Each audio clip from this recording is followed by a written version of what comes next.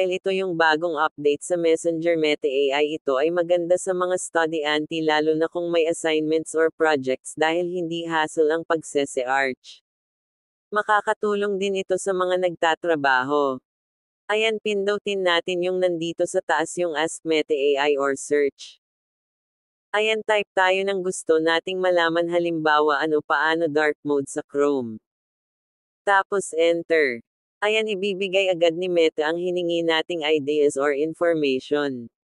Pwede rin tayo himangi ng pictures o astig, di ba pwede rin?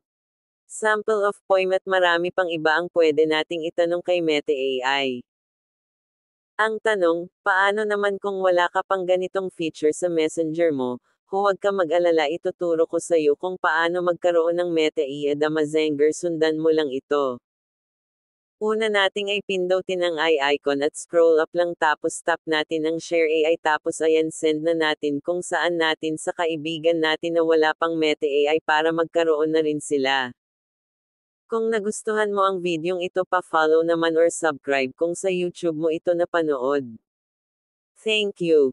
God bless. Disclaimer, for educational purpose only.